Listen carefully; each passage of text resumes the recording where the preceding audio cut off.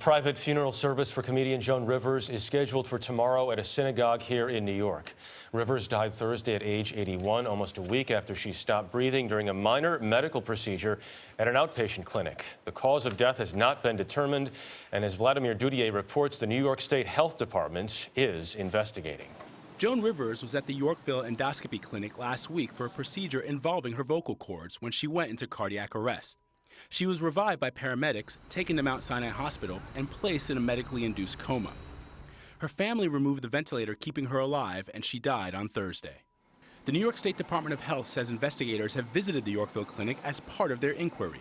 Tara Narula is a cardiologist at Lenox Hill Hospital and a CBS News contributor. The issue with cardiac arrest is that time is everything. So, the brain cells start to die within 5 minutes of not receiving oxygen from the blood flow. Rivers was at the clinic for an endoscopy, but very little is known about exactly what was done. Normally, the evaluation of the vocal cords is done by a specialist different from the one who performs the endoscopy. An endoscopy is when a fiber optic camera is inserted into the esophagus, then moved into the stomach and small intestines. The vocal cords can be glimpsed as well. The procedure is sometimes performed to check for evidence of acid reflux, which can contribute to problems with vocal cords. The clinic is an ambulatory surgical center, one of some 120 under New York State regulations. Colonoscopies and endoscopies are some of the procedures performed at these facilities.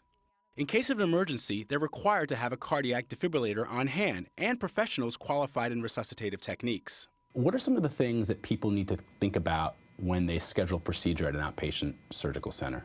So one of the first things people should think about is what their own history is and whether they have a cardiac history. The second thing is to look at the center itself and see how many procedures do they do a year, how many staff do they have, who is administering anesthesia, is it an anesthesiologist?